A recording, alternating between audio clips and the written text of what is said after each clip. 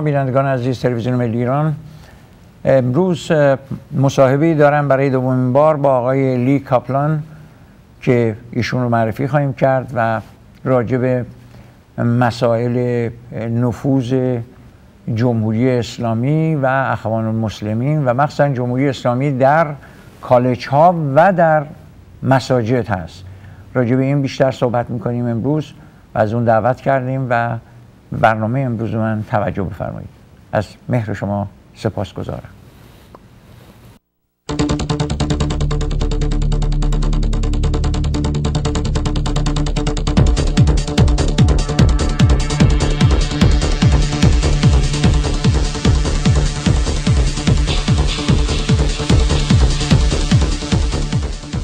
Welcome back, Mr. Kaplan. Today, to be here. Thank you. Today we are going to talk about your research on the Khomeinist regime and the Hezbollah founding mosque in the United States, with reference to Reza Khalili's recent report on Iran network through U.S. mosque and Islamic organization. Before we do, let's talk a bit about the Alavi Foundation. Most of us, our audience, remember this organization who went to U.S. District Court in the New York City for their relation with the Iranian regime. What is your take on this foundation? Where have they donated in the past, and what are your thoughts on their current activities? Well, the Alavi Foundation, of course, was set up actually as the Pahlavi Foundation under the Shah, but when the Iranian Revolution took place in 1979, it became the Alavi Foundation, and it was taken over by the Iranian government and the mullahs, and it became a source for doing some of the bidding of the Velayat-e regime inside the United States. And actually, the federal government has been trying to close down some of Alavi's functions. They found that the Alavi Foundation was dealing through Bank Melli, which is the Iranian bank, which is tied to the Velayat-e regime. And they actually went to seize some office buildings and assets that belonged to Alavi, as being part of the Iranian terror network government assets. However, for reasons that only our government can probably figure out behind closed doors, the Alavi Foundation still hasn't been closed down. This is much like the Holy Land Foundation trial. You know, we managed to get a conviction against these guys in Texas and the Alashi brothers and all these guys who were involved with funding Hamas and having a Hamas front in Texas. But with the Alavi Foundation, the government seized a certain amount of assets, which included office buildings in Northern California and in New York, but they didn't close them down. And Alavi is still functioning. What's interesting, I've found in my research of late, is that the Alavi Foundation actually gave money to Hillary and Bill Clinton's library. And they gave $30,000 to the library, and it turned out after further investigation that they had given more money earlier on. The dollar amount I don't have at my fingertips, but obviously the Iranian government is busy putting their money in to places where they think it will do the most good for the Velayat-e regime. I'm really disgusted when I read these things. And they're putting money into mosques around the country. In many cases, they call them loans. For example, I believe in the last interview I talked about the Shia Association Bay Area Mosque in Northern California, which is a Hezbollah front and cell. And Alavi had loaned them $500,000 for their mosque.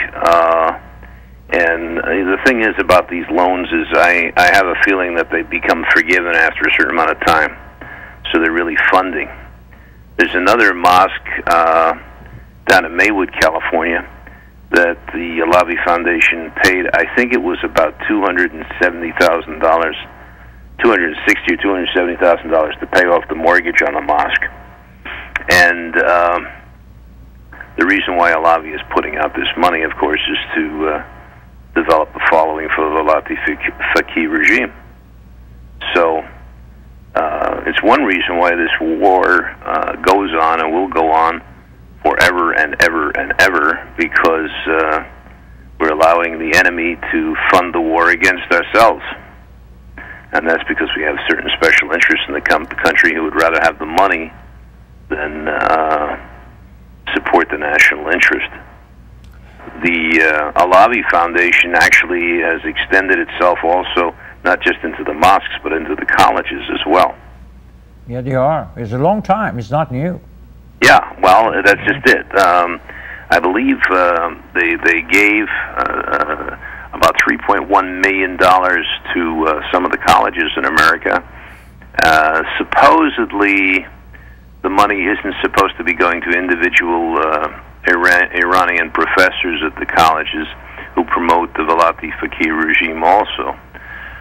They're usually given to like Middle East study centers or something like that. But ultimately, the money is, it goes in with the, a wink and a nod, and the intention is to fund certain faculty who are more sympathetic to the regime of the mullahs. And I think, this is all going to come back and really bite us on the behind one day. Mr. Kaplan, let me tell you some bad experience we have in California, and I face-to-face with one of the college in here in university. They asked us that to come they had one conference in there about 2003. With their request and pass, when we then went there, we find out all the people, the people that working in the university and some of the teachers in there, when they saw us and camera, they get very upset. Then, without we saying anything, just the camera was rolling, and they went out and they came and they said, you have to leave. So what I did in the street, I went live and I told to the people, and the radio we had in here, another radio, he came too. But it's a long time, all the left wings, they are covering in all the university, and then Iranian government has hand with the money in the college in California, a lot of them. That's why young generation that in Iran, they are front line for the freedom and fighting, really fighting with a lot of the trouble that they have, with no support from outside. But it's very strange of people, the young people in the college, not only they are not doing anything in support of the Iranian people, sometimes they bringing some people from Iranian government or the people that proxy of the Iranian government and the cover, if I say it for them. And they are all over America and Washington, D.C. I don't understand it. Well, what we have, why we close our eyes for what the country, that our government, not the country, government that destroyed everybody, American, and all the Iranian people with different ideas and different religion.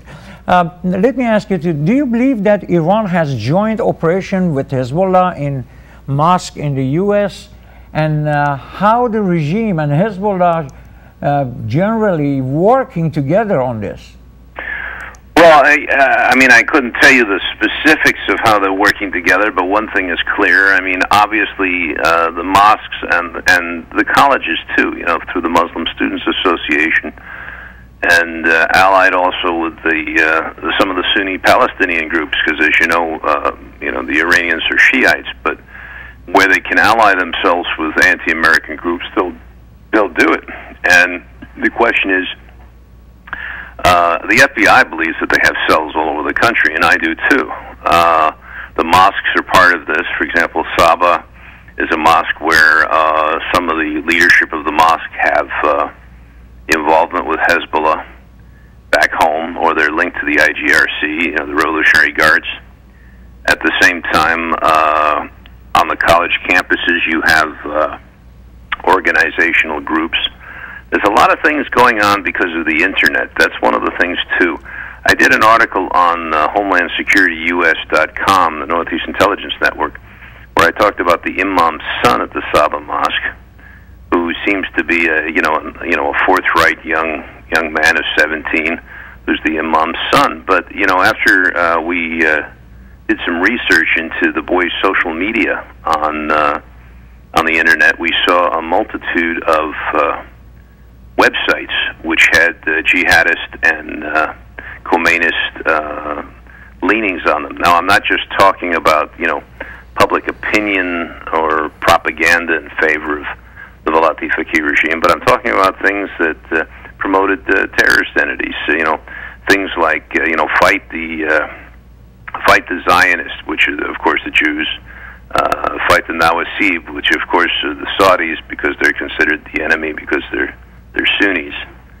And the boys' social media pages are festooned with armed terrorists, armed fighters, propaganda war videos from Iran, and things like this.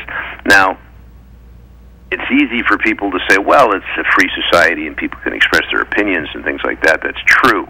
However, you have to visualize the situation. I mean, what would you do? You wake up one morning and you found that the United States had to go to war with Iran, and we have our troops over there fighting.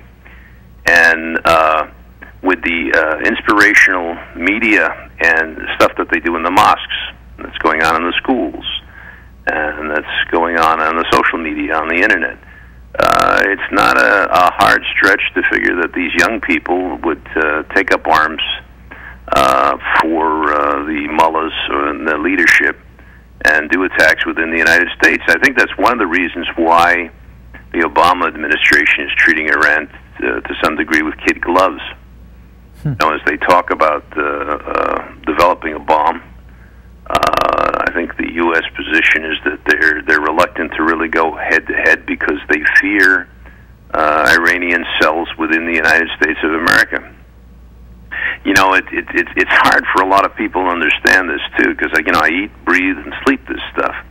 But if you look at the number of what I call them cells that are set up across the country between the colleges and the mosques, and the FBI knows this, you have a tremendous fifth column capacity in there that you could do it. I mean, I believe that the Hamas, which is also an Iranian proxy, has set up on campuses all across the United States something that's really worthy of a RICO statute violation across state lines. And, I've tried to get people in Congress interested in looking at this and doing something about this. And the attitude always comes back, well, RICO has to do with prostitution and liquor and crimes of that sort. And I say, yeah, well, that's true. But here we have a RICO violation across state lines, an organization across state lines to promote war on the United States, to promote terrorism. And if you look to all the problems, even with the Palestinians to a large degree, a lot of this is always linking back to the Velayat-e regime. Iran is the central cause of all the problems we have. I mean, yes, it's true, the Palestinians are fighting with the Israelis and they're claiming, land and stuff like that, but, Iran plays a tremendous part in inciting the problems with Israel and the potentiality for war, because as you know, Hamas is also an Iranian proxy, as is Hezbollah. And it's going to play out in the next 5 years, I figure. Something's going to happen. Something's going to have to give. But the Velayat-e regime has to go. Preferably, it would go by internal dissension of the Iranian people. But unfortunately, we have an administration which doesn't seem to want to promote that. That's the point. That's the point that nobody helped. And then when we saw it in here, the people, they are close to the Washington, D.C. and White House, they are more pro-Khomeini and pro the government of Iran, not pro the people and freedom fighters. So, and nothing happens and they don't help. Even if we don't have a free media, we cannot. You know how difficult it is in this situation that we have to be on air and nobody help, because, you know, I don't know what's going on. Really, it's horrible. Let me tell you something. In an interview on CBN, Christian Broadcasting Network, Reza Khalili shared with Eric Sakelbach the mosque and the supposed to be a place. He said that the mosques are supposed to be a place for prayer, a place for submission to God, but they are used and recruitment center for backdoor meeting, transfer of arm and cash, and putting together terrorist activists, and I was involved in some of their meetings. What is your opinion about the Mr. Khalili comment? Also, Mr. Khalili says out of the mosque, there was a big effort within the Afghan communities by the Iranian Revolutionary Guard members and with the Pakistanis, Turk, and other, and they would recruit from them, they would transfer cash and arms, and mosque provide a safe haven. And actually, in my view, we're one of the centers of the operation. At least has to be in we're one of the centers that there are. And how comes our intelligence service or FBI or Homeland Security, when they starting to building mosques, they don't know where it's coming, where's the money, why they have to have some mosque in here? Don't we see it in London and England? What's happening? Well, I think I think that this is, of course, I can't speak for the FBI, but I think that the FBI is aware of the situations with the mosques, and they really don't discuss it. Part of the problem is, again, it boils back to the same situation with the government. We have the Council on American-Islamic Relations, which is usually dominated by Sunnis, but you know, there's a Shiite element in there too. Anything against America, and you know, their primary goal, and they should have been shut down also, especially given the number of their leaders who are in prison for, you know, aiding terrorist groups and involvement with Hezbollah, for example. They continue to spread the idea of Islamophobia. They can spread the idea that supposedly there's racism when you look at these things. Yeah, it's unfortunate that today Sam Bazzi wasn't able to attend the interview, but, you know, I've interviewed Sam on occasion, and there are Muslims in the United States who are interested in being loyal American citizens. Now, they may not support Israel, which I think we have an obligation to do, but at the same time, they're not opposed to the United States, and they don't support terrorists and things like that. CARE's actual membership has dwindled down by millions as this information comes out that they're more or less the terrorist front. And no doubt, you know, what's happening is you're seeing coups in the mosques. In other words, you probably have some mosques where you have Americans of Iranian descent, Shiites, who want to go and just simply pray. But the problem is again, it boils down to money. What you have is Iranian influence. When I say Iranian influence, I mean Velayat-e influence in the running of the mosque. Now, I went undercover just about 2 weeks ago with an imam who has a mosque in Washington, and he has one also in Oakland, and this is Abu Musa. I don't know if you're familiar with him. You probably have heard of him, haven't you? Yes, I did. He's a black imam. He's probably receiving financial support from the Iranian government. Do you know who I'm talking about? Yeah. He, you know, he was actually he was a former drug dealer in Oakland, and known as Big Hank. And he actually served time in prison. He ran a cocaine trafficking business, and even brought in cocaine from Colombia and all that stuff. It was fascinating. He created two new masjids, one in Washington and one in Oakland, California, and he calls it the Islamic Institute for Anti-Zionist Psychological Warfare. Now, you know, this is supposed to be a religious organization. It's quite a name, isn't it? The Islamist, you know, an Islamist actually refers to militant Islam. Anti-Zionist, of course, he's talking about going against the Jews for psychological warfare. And then, of course, we have the word warfare in this. This is a mosque being created with the idea of promoting warfare. The interesting thing was when I went undercover to attend his lecture in Oakland at the opening of his masjid, he only had about 10 people there. That's even counting the children that came to his sermon. And what's doubly fascinating to me is he had commented in the 3-hour lecture that he gave that you know, every time he has a sermon, the audience is full of snitches, as he called them, and FBI agents.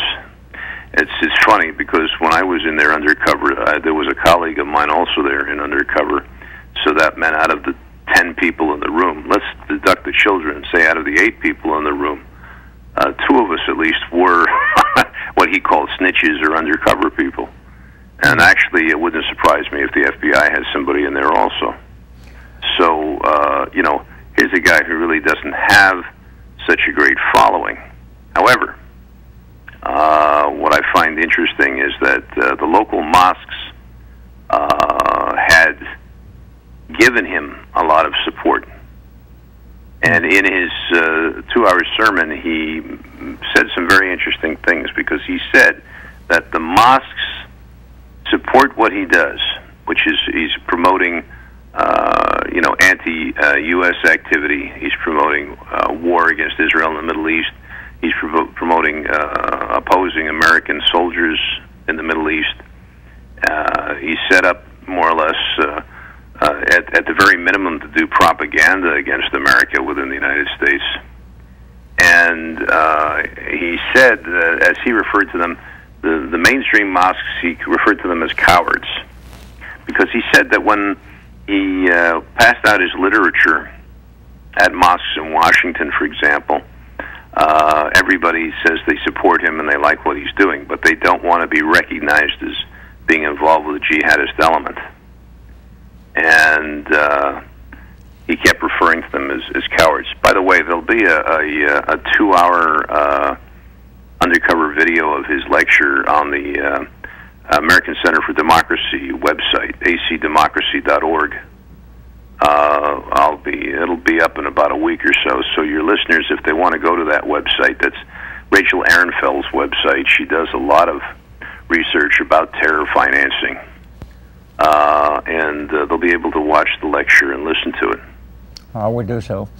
There's a great controversy in the United States over Islam. Some say that is a volatile religion with many defend Muslim as a peaceful people. What is your opinion on this range of between Islamic terrorists and the peaceful Muslim? And do you believe that those mosques take advantage of the peace-loving Muslim? Absolutely. I mean, there's no question about it.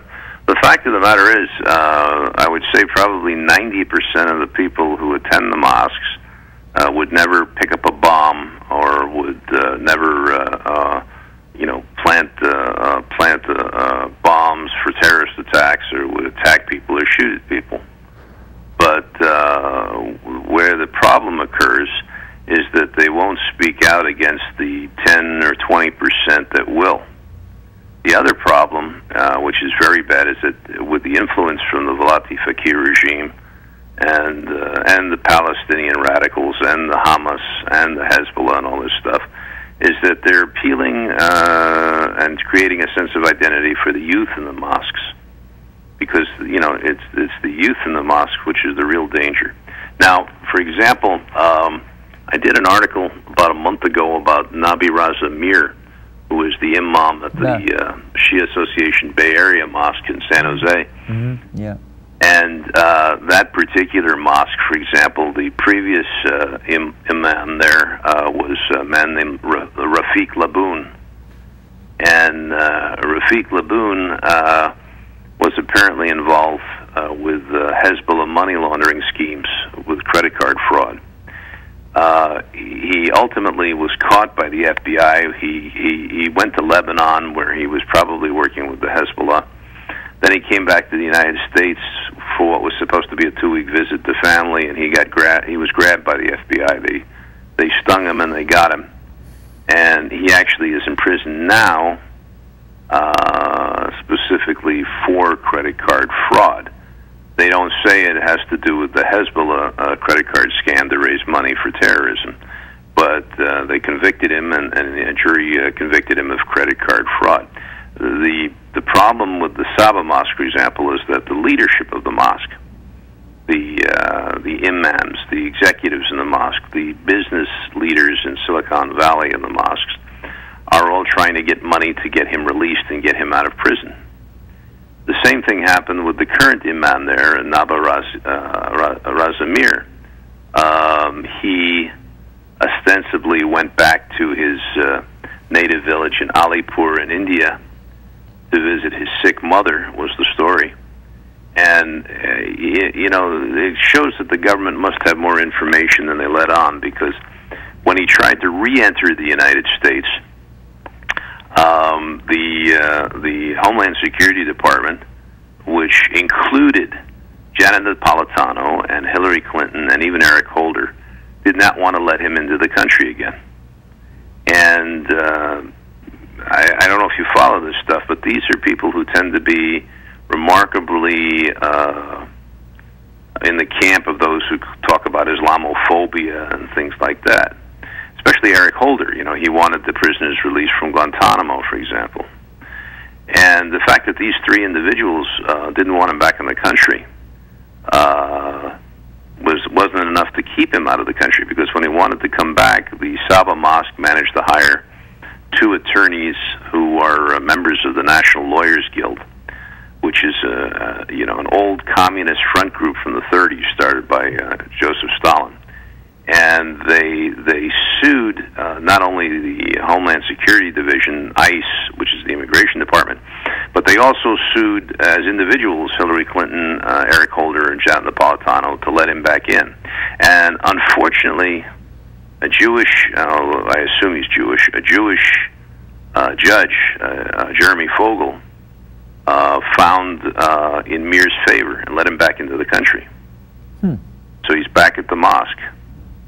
And then I had another article come out just subsequent to that, in which his son, who uses I call it a nom de guerre. He calls himself Ishraq Abidi. His name is Mir also. He's the son of the imam, and he's 17 years old. And he looks, you know, like a little chubby 17-year-old high school student. He looks innocent enough. The mosque puts out a image and a program in which they're teaching young people there a, quote, high moral character.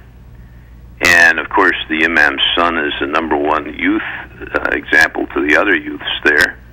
Eventually, he'll be groomed to become an imam at another mosque like Saba, which is also a hub for other mosques in the region.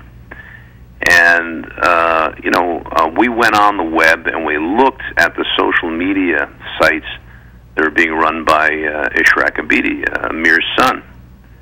And astonishingly enough, we see websites with pictures of armed terrorists. We see wallpaper of the IGRC holding machine guns. The kid has a website called Zara Productions, in which he screens all manner of jihadist and Khomeinist propaganda videos. Everything inciting to war. So, you know, so you might say, well, what's the harm in this? It's just some young kid exercising free speech. Well, no. I mean, what the real harm in this is, if we go to war with Iran, there is every real possibility that an imam like Mir, for example, would issue a fatwa and would urge the young people at the mosque to go out and do attacks in America. Take a gun and go to the high school and shoot up the high school. Plant a bomb here. Do these things to interfere with the government. And I believe that the youth would follow this and would do it. In your research, and it shows the influence of this money-generated propaganda through the mosques, and again, I want to emphasize this to colleges too, that they're doing is they're creating an identity for the Shiite youth and for the Iranian youth. They're creating an identity where they would rather identify with the Velayat-e regime overseas than identify with their own American culture that they live in and grow up in. And they're developing in them the idea that they are the fifth column in America to overcome the oppressive American society rather than the dictatorship which is back in Iran. Mr. Kaplan, sorry to interfere. You, in your research, have you seen instances where Americans are recruited into the terrorists and then travel overseas, in them traveling to overseas? Do you see that?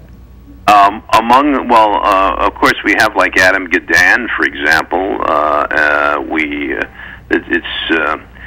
There's not a lot of them. You have a certain number of Americans, of course, who have been recruited over here and then gone over to join the terrorist groups. Not necessarily Shiite groups, but maybe Sunni groups. You have, especially with the Somalis, this has been a problem. But for the most part, usually this terrorism chic that they're promoting in the mosques right now is not something which... Hello? Hello? I'm here. There was some kind of interference on the line. Yeah, but... Fortunately, the terrorism chic with which the youth are identifying on the colleges and in the mosques and things like that isn't attractive enough for them to actually go over there and do that. So no, they're not getting large numbers that go over to Europe or go over to the Middle East and jump in to act as terrorists.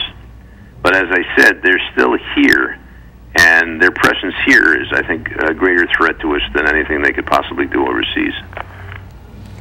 The last time you joined us and we talked about the Saba Mosque, which include the questionable leaders as the Nabi Reza Mir, Sajjad Mir, Muhammad, and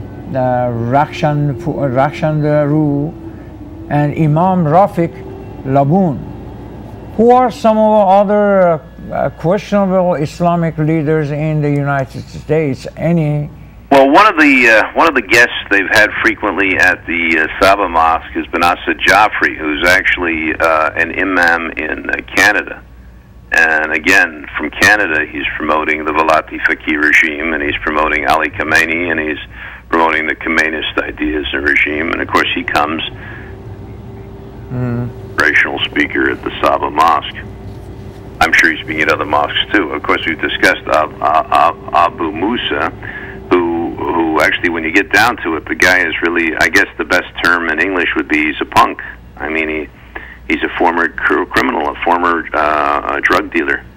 And as he said in the interview we recorded, he says he really loves being an imam. He really loves what he does today, because he said when he was a Black Panther and he was preaching the destruction of the United States, and he was selling drugs, and he was, committing violence and things like that, he said the police were able to grab him, put him in jail. He said now as an imam and promoting Khomeini and the Velayat-e regime and the downfall of America and all of this stuff, he feels that they can't touch him.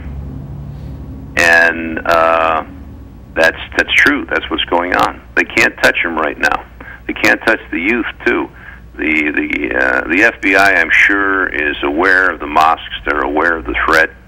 They're aware of it's there. It might be one reason why the Obama administration handles Iran with such tippy toes, because intelligence may tell them that if we do go to war against Iran, and it may be necessary one day, it may happen, we're going to have this internal fifth column attacking us from the mosques. I can tell you one thing you're definitely not going to see is people joining the American military from the mosques to go fight the Velayat-e regime, because doesn't seem to be any network set up in the mosques for people like yourselves who are more interested in promoting freedom and democracy. The attitude seems to be that they're there to support the mullahs, to support the dictatorship back in Iran. And it's actually to your credit that you have television shows like this and broadcasts like this, and that you're getting out the message to not just the non-Muslims in America, but also to any Muslims in America who really do not want to promote the Velayat-e regime and dictatorship overseas.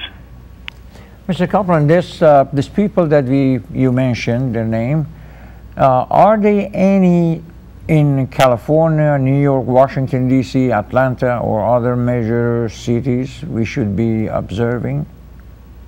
Well, I think you need to observe them all at this point. I haven't seen any imams getting up in the pulpit, as it were, and openly condemning the Velayat-e regime. I haven't seen them say, defend the United States of America. I only see rantings against Israel, which is a democracy like the United States. I only see rantings against America. And now that's not to say I'm not in every mosque on every Friday night or Saturday listening to what the imams say. But it's disturbing that you have these mosques where this is what's being taught to the youth and being taught to the people in the mosque. That at minimum they're saying, don't support America. America is the great Satan. Israel's the little Satan, and helping to promote these ideas. It's an interesting thing too with Abu Musa. He's a black man and a convert to Shia Islam, and he spent a considerable amount of time in Iran. I can't prove it, but he's probably drawing a salary from Iran to do his propaganda and promotions at the mosques in Washington and Oakland, and of course he's spoken at the Saba Mosque also. But the fact is also he's obviously there to recruit black Americans. In other words, they're not just there to be a potential fifth column or to do propaganda against the United States. They're also there to try and recruit black people in America through Nation of Islam, Farrakhan's boys, in order to further bolster the goals of the Iranian regime. I think that's scary. They're also in the prisons too, doing this. When I went undercover at the mosque that Abu Musa spoke at in Oakland, there were two interesting things that happened. One was I noticed that almost all of those who attended were black, and there's this attempt to recruit black Americans and have them develop anti-American attitudes. Now, I don't know if you remember, but there was several U.S. officers were killed in Kuwait, I believe it was, by an American GI who was a Muslim who, when he was arrested, had said, well, you're coming to our country to kill our women and all this other stuff. This was a guy in the U.S. Army who had been attending mosques in Los Angeles and in Oakland. And he was a black man. Yeah. So, in one sense, I think you could look upon what's going on as also an attempt to create racial strife in the United States. Anything that will bring down the democratic government of the United States. Mr. The only way we can fight this kind of stuff is, like I say, with your TV show or news articles and things of this sort that bring out the information for the public to learn. it's amazing to me that the Alavi Foundation still hasn't been closed down. There are a lot of them in here. They are we look, there is someone that every 4 or 5 months, is the last 5, 10 years. First he had here this association with the people that we knew it, that because they didn't like us to be there even for as a reporter. And then he came out, he just come out and says that, yes, I'm traveling to talk to the Mr. Ahmadinejad. When I talked to him and I said, so you are going on behalf of American government? And he said, no. And I said, so how comes you are American? He said, yes. And I said, but I'm sure that you have an Iranian passport. He said, yes. And I said, okay, when you go out as American, you're going to talk to Ahmadinejad, and you are not on behalf of the American. Why are you going there and we're talking for what? He said, I want to make the relationship with America better.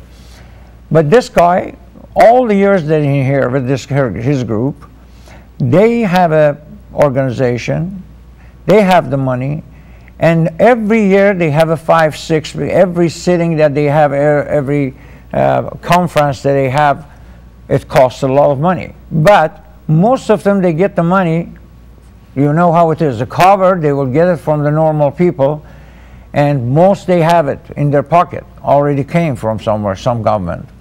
So what they do in here, that they, all the years that we are here, we see it that they're getting together. First, they're trying to don't let American government to listen any incidents that they don't like the Iranian government. Always they tell them that something that's not true. Always they tell them that Iran doesn't want to go to war. Iran would like to be with you guys. And then what's happening in the news, in the radio, television from Iran, we see it. There is no one day they don't say that America destroyed their Israel and others. Now, Mr. Kaplan, I tell you something, when the Iranian Revolution happened, Arab countries were happy. I remember that I was shocked. They were happy because they thought there would be another big country, part of their group. I mean, the government in the field in the Middle East with a lot of the money, with a lot of the oil, but Muslim. Then, little by little, they find out Khomeini didn't come to support the Muslim. Khomeini come to take over and even kill the Saudi Arabia and kings and everybody in there, and starting to do something that Taliban and Al-Qaeda doing in Afghanistan and Pakistan. And up to now, nobody answer. I ask from everybody, and nobody answers. How come that 32 years we give the time to them? What President Carter signed up with them, then for 20 years, even we didn't care what they're doing. When they were going around and they taking, earning the experience through the China, North Korea, and other group, we close our eyes. We close our eyes. And it's still, when Iranian came last month, a few months ago, last year, came to the street, we thought America really were going to support them. But they didn't. So Iranian government, when find out Iranian they're alone, they're starting to killing, raping, putting all the young people that they ask only for freedom. They said we need the freedom. They killed them all, and they are still the people, they are in jail. I don't understand where we get as American superpower in the world that the Iranian government started in that situation to get all the embassy, and they get all the staff that we had in there for 444 years. Spit on their 4 days, and then spit on their face. I interview, I know them, I talked to them, some of them. One guy in Navy that was working there, he was mad. And even Obama came out after election and said that, yes, Mr. Carter signed up that we are not going to do anything, we are not going to do sue, we are not going, and nobody in here going to do anything against you. And then we saw it for 25 years, about the 25 years, American government didn't do anything, didn't even bother to see it, what the Iran is facing, what going to do. But Iranian government from beginning, Mr. Count says, He was against America. He was against the freedom. He was against he wanted to destroy Israel. And now, as I told you, Saudi Arabia, they are not safe. It's not only Israel. It's all the Arab countries that they want. Even they are doing something is not like us, or not free country. Everybody, woman, you cannot drive. Woman cannot do this. But still, for Iranian government, it's not enough. They want it their way. And I don't know. Somebody 3 days ago told me, I think Iranian government talking a lot about Israel, but when he cannot fight with Israel or do something with Israel, and they're going to destroy this Saudi Arabia and attack the Saudi Arabia. So I said, why Saudi Arabia? It's Islamic, and then there's Mecca is there. They said, no, if they do it, they want to destroy the world because they're going to blow everything, no oil, nothing, and nobody can come close to them. And I said, oh my God, I don't know. When you are dealing with a crazy, you cannot read his mind of what he's going to do the next day. Yeah, well, see, that's actually happening. I mean, you know, you have the mullah leadership there, you know, waiting to usher in the 12th Imam. And one of the projects they're working on right now is they're doing an insurgency in Yemen. Yeah. As I understand it, the prediction for the 12th Imam also talks about them taking over in Yemen and then taking over from Saudi Arabia. They're fighting right now in Syria to preserve the Assad regime and not have it fall because they're worried about containing the control that they have with Syria, which also links into Hezbollah and Lebanon. It's a very interesting thing, too. You know, I argue with some of my colleagues here when we talk about foreign policy that I believe that one of the things that's going on is the U.S. State Department is jumping in bed with the Muslim Brotherhood to some degree. Yeah.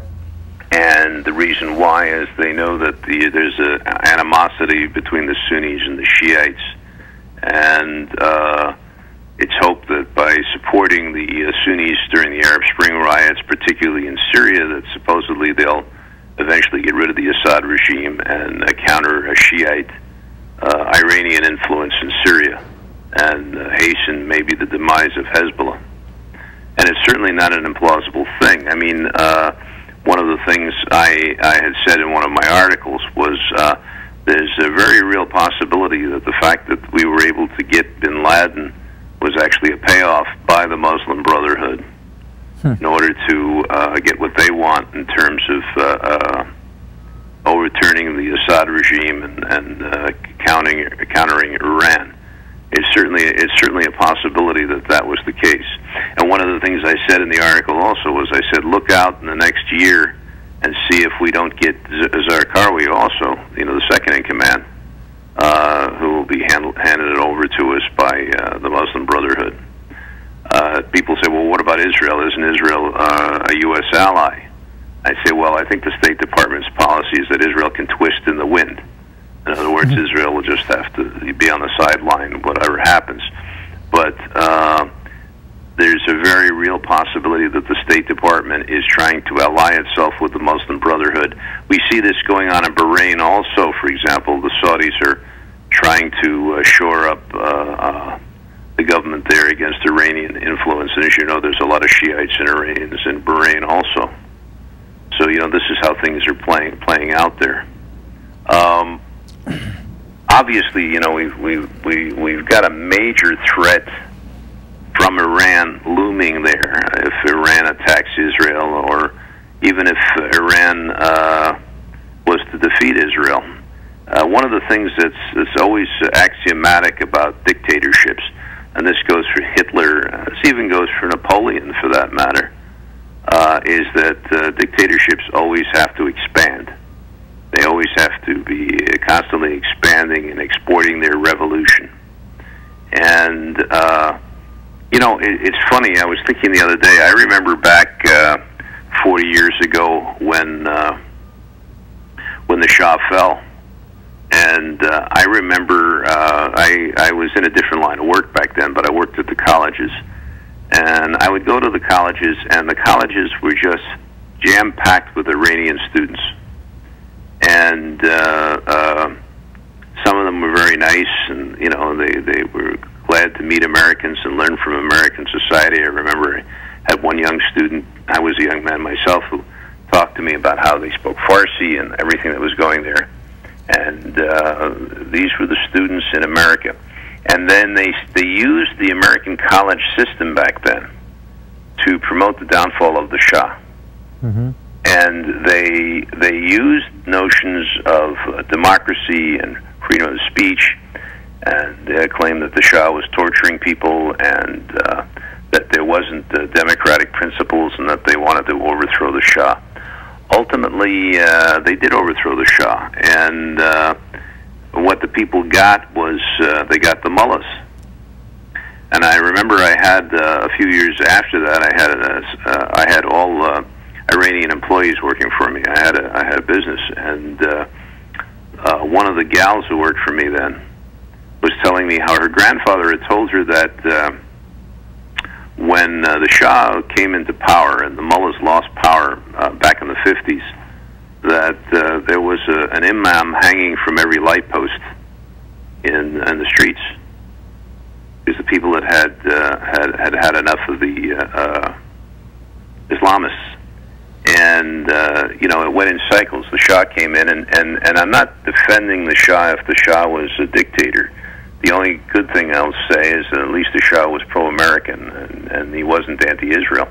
But what happened was, you know, they promoted this idea, and again, it was through the colleges, and the Iranians would, I don't know if you remember, but they actually would have riots by Iranian exchange students. I remember riots by Iranian exchange students in Los Angeles, Beverly Hills. I remember the police even hitting them with the police cars to knock them down, and all the things that were going on. This was to call attention to the Shah, and eventually the Shah fell in the revolution.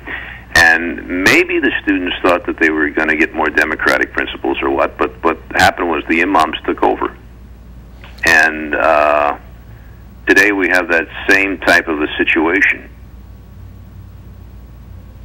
Yeah, thank you for your time, but let me ask you the quick last question, because I don't have an answer, and every day they're asking me, Iranian inside and outside.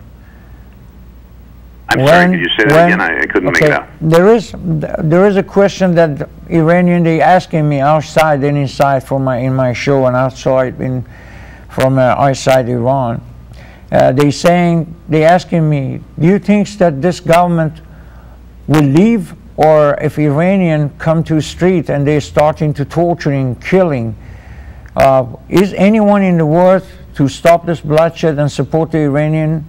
And you're talking about if the people in Iran rise up against the Velayat-e regime? Yes, Velayat-e, it is because Velayat-e is not going to stop, because you know he's sitting in the God seat. I don't believe that the Obama administration will do anything. I don't think they'll extend themselves. You know, part of the problem we have is this schizophrenic approach to the Middle East. Originally, the plan was when we sent troops into Iraq and to Afghanistan, part of the plan was to surround Iran with these democratic forces, U.S. forces, NATO forces, coalition forces, and put pressure on the Velayat-e regime from within for the people to rise up and eventually make Iran a democracy.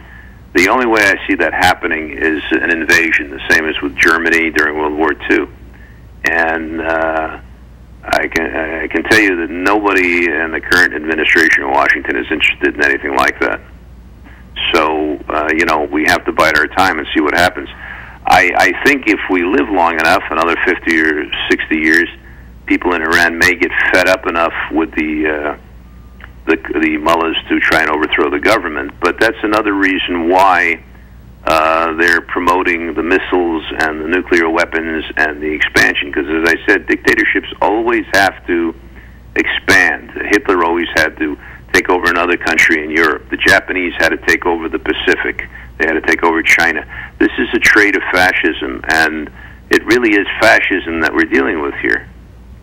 And unfortunately, history has shown us that when the democracies try to deal with fascism through sanctions and political pressure, that ultimately they end up having to go to war and put boots on the ground and knock out the fascist regime that's in power. So that's the only way I really see it, getting rid of that Velayat-e regime. And what makes it doubly hard for us is the fact that we're allowing the Velayat-e regime, and the same thing with the Hamas and all these other groups, we're allowing them to fund the war against us within our own country, because we have too many people in the country who can be bought. Congress can be bought. Yep. The administrators at the colleges are very happy to get the money from Iran. They don't mind taking. And by the way, this isn't new. I mean, this happened with Columbia during World War II. Columbia faculty, administration, very friendly with the Nazis. President Bush's grandfather, Prescott Bush, who was a congressman, was involved with a bank in New York, which was still operating in, while it was helping the Nazi regime in Europe. It was closed down only because Congress passed a special law to close that bank down. So, as long as we're allowing this kind of funding to come through channels, through Alavi Foundation, through fictitious NGOs and charities, and all this stuff going on, we're not going to be able to make a change there. We need to do basically what we did in World War II. We need to funnel weapons to an underground resistance in Iran to fight the regime. But ultimately, I think you're going to need boots on the ground.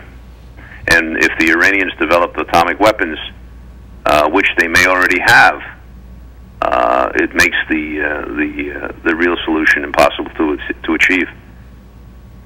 Mr. Kaplan, thank you very much for your time. Always talk to each other again, I hope. Anytime. Good luck, sir. Thank you. Bye-bye. Bye. دوستان عزیز، متاسفانه با افراد مختلفی که صحبت میکنیم، با آقای لی کاپلان که صحبت کردیم، متوجه باشید که نظریاتشون چی هست راجع به مساجدی که در به پول اخوان المسلمین و جمهوری اسلامی درست میشه در آمریکا، و برای ایشون عقیدهشون برای این بود که با تحقیقاتی هم که داشتن و تا حتی در مساجد مختلفی که رفتن و هستن، با در یکی از مساجدی که خیلی راجبش تحقیق کردن و گزارش دادن، اینا کارهایی است که ایشون تحقیقاتی میکنن و ژورنالیستی است که ریسرچ میکنه. ولی با حرفایی که میزد آدم بیشتر نگران میشد از وضعی که در آمریکا هست. یعنی ما همه میگیم چرا آمریکا این کار کنه، این کار نمیکنه. این شخص که یک آمریکایی است و خودش هم برنامه‌ساز، نویسنده است و روزنامه‌نگار متجسس است که تجسس میکنه در امور تروریستی و به حساب تندروهای اسلامی. این خودش هم داره میگه که فکر نمی کنم که دولت آمریکا درست بفهمه که داره چی کار میکنه، و متاسفانه میگه که در مدرسه ها تا حتی جمهوری اسلامی با دادن پول به دانشگاه ها و به کالج ها و بنیاد علوی، میگه هنوز بنیاد علوی داره کارشو میکنه، در حالی که همه پروندهاش هم دیدن و بنیاد علوی هم الان برای خودش داره داشت میگفت مسجدهایی که بنیاد علوی پول داده بود به عنوان قرض 250,000 یا 250 میلیون، هر چی که دلشون میخواد به عنوان قرض میدن، و ایشون میگه بعد از یه مدت هم اصلا قرض رو میبخشن. و چرا این کار میکنن؟ برای اینکه میگه در اونجا بشینن و آمریکایی‌ها و مسلمانانی که در آمریکا هستن و اونا رو ترغیب کنن برای اینکه مثل خود اینا و گروه های دیگه آدمایی بشن که یه روزی خودشون رو منفجر کنن یا دشمنای اسلام آقای خمینی رو همه رو بکشن. این است ماجرای اینجا که خوشبختانه ما همه سرمون توی یه کوزه دنباریک کردیم و در حال 32 سالم زدیم تو سر هم دیگه و به جایی نرسیدیم. وظیفه ما در NITV اطلاع رسانی است و روشنگری است و روشن کردن آن چیزی که شاید شما تا حالا بهش توجه نکردید ولی باید نگاه کنید. آنچه که در ایران اتفاق میفته یا در هر گوشه جهان مسئله فقط اون کشور نیست. داریم در دنیای زندگی میکنیم که خواه ناخواه به کشورهای مختلف جهان هم کشیده میشه. بعضی کشورها در منطقه شاید با سیاست غلطشون برای مدت کوتاهی میرن سراغ یک دونه دیکتاتور مثل حکومت جمهوری اسلامی و با اونا دم میزنن و بعدش هم تا یه مقدار بهشون فشار اومد دیدن جاشون در خطره، خب رنگ عوض میکنن مثل خیلی آدما. ولی آنچه که مهم است مردم ایران، ایشون هم همین میگفت باید مردم ایران بلند شن.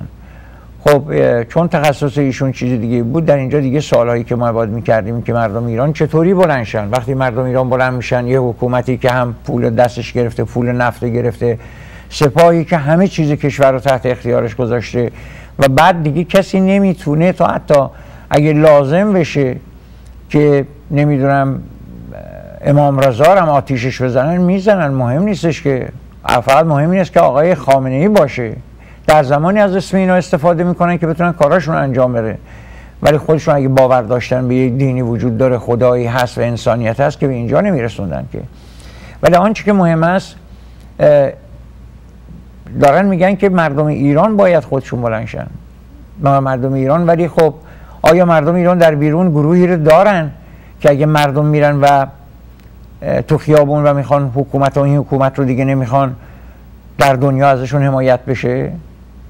خب اونا چطوری میشه؟ اینی که در حرفایی که زدن معلوم میشه که جمهوری اسلامی چطوری میره نفوذ میکنه با لابیش، با پولایی که میده، یه درم اینجا میخره از ایرانی و آمریکایی، از پارلمان تا هر جای دیگه، و برای خودش داره روز به روز نفوذ میکنه. و ما هم همه از هر حرفی که میخوایم بزنیم میترسیم، حالا هر دینی هم داشته باشیم. اون چیزی که برای ما مهم است که بریم ایران رو بیایم. این قدر میترسیم که تا حتی به دوستامون که گاهی وقتا مثل من از این حرفا میزنن هم دیگه اعتمادی نداریم. یعنی هممون، یعنی اون دوستای 50 ساله منم دیگه فکر میکنن که چون باید برن ایران و برگردن و یا الان باید برن زمیناشون بفروشن، پس بودن زیاد در اطرافشون زیاد هم براشون جالب نیست. برای اینکه اونا دوستی هم در همینجا تموم میشه. وقتی که منافع شخصی و مملکت هم دیگه معنی نداره، کشورم برای کسی معنی نداره، همه بعد از 8 سال کشورشون یادشون میره. بچه‌ها که خب اینجا بزرگ شدن، معلومه شما وقتی بچه رو میاره توی کشوری به اینجا به دنیا میاد، مال اون کشور میشه. در حال از شما میخوام که لطف کنید و با ما در تماس باشیم. من در این هفته برنامه نداشتم، گرفتاریم زیاد بود و کارهای متعددی بود، خودم میخورده، باید به که سرطان برسم، سر سال شده، باید بریم آزمایش‌ها رو بکنیم. ولی خبرهایی که جالب است براتون بگم که بیش از 90 سناتور آمریکایی در نامه‌ای به باراک اوباما رئیس جمهور خواستار تحریم بانک مرکزی ایران شدند که در صورت لزوم و اگر دولت همکاری نکند قانونی وضع کرده و دولت را مجبور به اجرای این طرح خواهند کرد. یعنی وقتی 90 سناتور آمریکایی بخواد، باید آقای اوباما بگه حالا آقای اوباما اگر نکنه این کار دیگه نمیدونیم چی میشه، دوره دومش میبینه یا نمیبینه.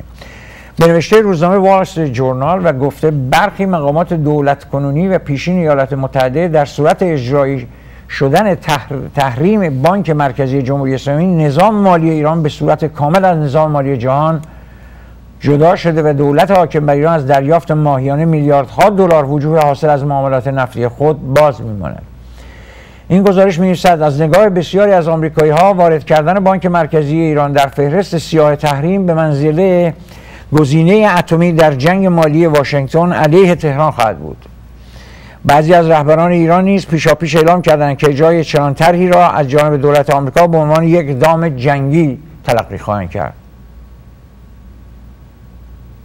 خب تهدیدا راست هم میگن، فردا باید تمام عمامه‌های اتمی براشون درست کنن که آقایون این دفعه بچه‌ها رو نندازن به جنگ اتمی با آمریکا، خودشون تشریف بیارن با بمب‌های اتمی که در کلهشون کار گذاشته روی. عجب داستانی. مارک کرک سناتور جمهوری‌خواه از ایالت ایلینوی و چارلز شومر سناتور دموکرات از نیویورک را حتما میشناسید، تهیه این درخواست را بر عهده داشته و در اقدام فراحزبی خواهان اقدامات سختگیرانه‌تری علیه رژیم ایران است. یک مقام ارشد دولت باراک اوباما به وال استریت جورنال گفته که دولت در حال بررسی تمامی گزینه‌های عملی از جمله اقدامات علیه بانک مرکزی ایران برای افزایش فشار به روی جمهوری اسلامی ایران است. این مقام ارشد گفته است ما در زمینه چالش ایران و سختی کار کردیم، به سختی کار کردیم و تاکنون پیشرفت‌های خوبی در زمینه جمع‌آوری نیروها و افزایش فشار و تحریم‌های بین‌المللی بر روی ایران داشتیم. خب به شما باید گفت چی؟ خوشخبر باشید یا نمیدونم موفق باشید یا اینکه باز هم یه بازیایی است که دارید انجام میدید. امیدوارم در هر حال آنچه که مهم است مردم ایران به آزادیشون خواهند رسید، ولی چه قیمتی؟ یعنی همه اینها چطوری به فراموشی ما ملت ایران اینقدر اطمینان دارن که هر کاری میکنن بعد ما یادمون میره که با ما چه کار کردن، چه موقع زیر پامون رو خالی کردن، چه موقع خمینی رو آوردن اونجا گذاشتن، در حالی که با اون تبلیغاتی که سالها میکردن و میگفتن آزادی در ایران نیست، میدونم حکومت دیکتاتوریه، رفتن خمینی رو انتخاب کردن که بیاد دیکتاتوری رو از بین بره و صلح اسلامی رو کشور ما بیاره. دمتون گرم سیاستمدارای جهان و مخصوصا آمریکا و انگلیس، دستتون درد نکنه. ملت ایران هنوز موندن که ببینن مردم آمریکا کی بلند میشن، مردم آمریکا کی میان به این آقایونی که در واشنگتن هستن بهشون میگن میدونید دارید چی کار میکنید، میدونید مردم ما رو دارید برای ما هر روز دشمن میسازید، دوستامون از بین میبرید، دشمن به جاش میذارید. ولی خوشبختانه تا حالا مردم ایران دوست با جهان موندن و آرزوی من اینه که مقاومتشون از دست ندن و به زودی ایران به ملت ایران برگرده. از اینجا از شما خداحافظی میکنم تا فردا.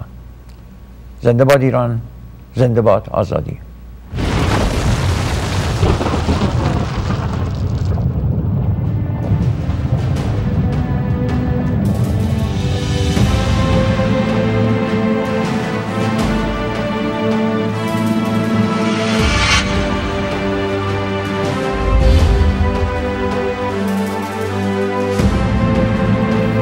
I am Christian, I am Muslim, I'm Jewish, I'm Baha'i, I'm Buddhist, I'm Zoroastrian, I'm black, I'm yellow, I'm red, I'm white. We are NITV.